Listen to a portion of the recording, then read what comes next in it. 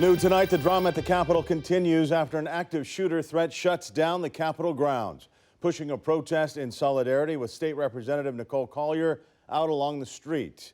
When this threat came in, she was still on the House floor where she's been since Monday, fighting against strict measures from House Speaker Dustin Burrows for Democrats who broke quorum.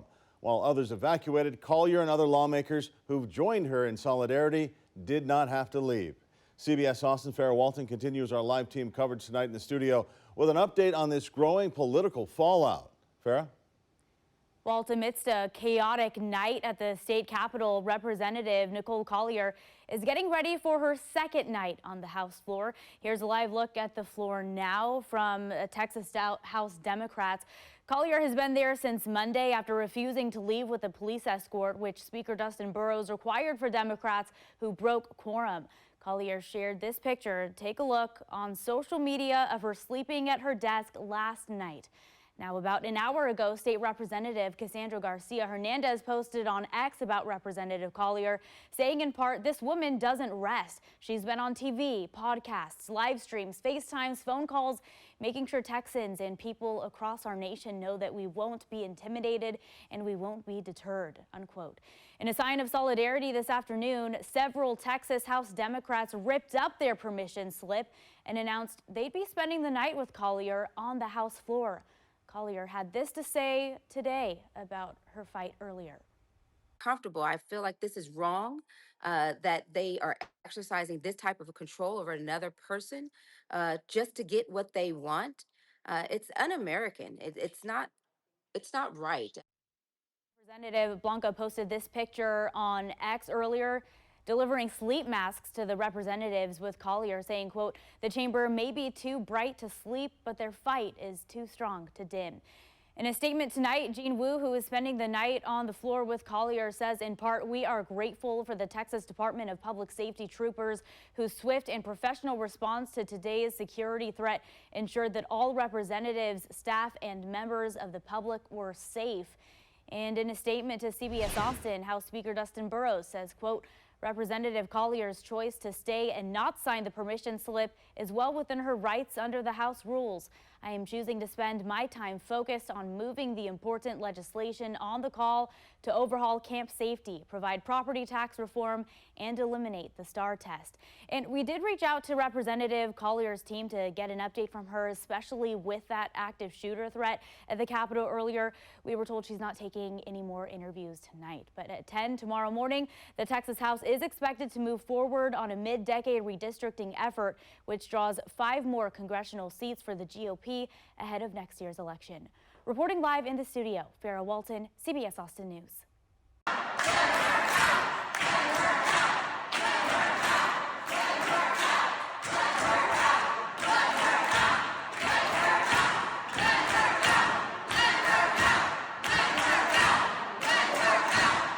Representative, thank you so much for your time. Thank you for having me. Now, you've spent the night on the House floor. Walk us through what those hours have been looking like and why you feel you couldn't agree to the Speaker's rules. Sure. Since the session adjourned yesterday, a little bit after 12, I have been on this House floor because I refuse to sign a piece of paper that it's humiliating and it's also offensive. So I've been sitting here, and my colleague, the chairman of the House Democratic Caucus, Jean Wu, has joined me, and Vincent Perez, another colleague of mine from El Paso, joined me. And, you know, I've been here on the floor. I haven't moved since then because I believe that what is going on is just wrong. It's completely wrong, and we've got to stop treating people like they are less than. I mean, we need to see Texas trust the voters to elect the candidate of their choice. We don't need them to choose who their voters are. It's been a contentious time in our Texas Capitol, and at the center of this debate is this redistricting battle that we've seen play out in the first special session, now the second one. But now that quorum has been met, we are seeing the continuation of redistricting hearings, and this battle is now playing out across the country. What message are you sending out to voters, lawmakers, along with your Texas House Democrats right now?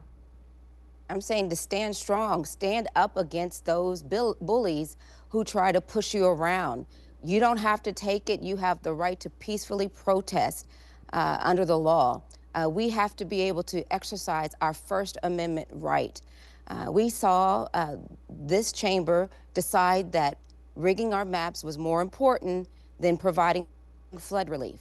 And so when you see government taking action that you oppose, you have a right to object.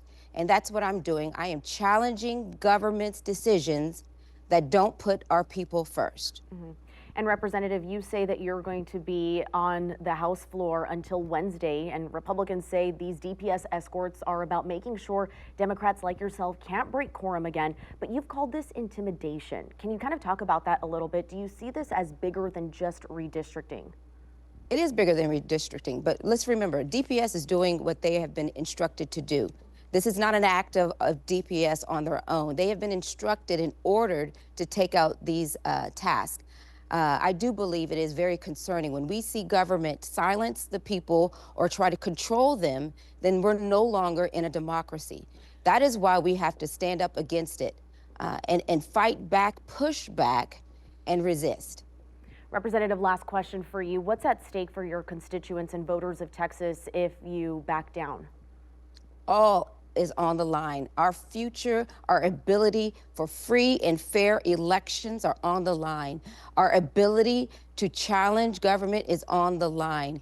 And so if my grandchildren, all of our futures are on the line. And so if we don't stop, if we don't rise up and object, we will continue to see the erosion of the simple freedoms that we enjoy today. Representative Collier, thank you so much for your time this morning. And this is a story that's still developing by the hour. We'll continue watching from the Capitol as this standoff continues. At the live desk, I'm Abigail Velez.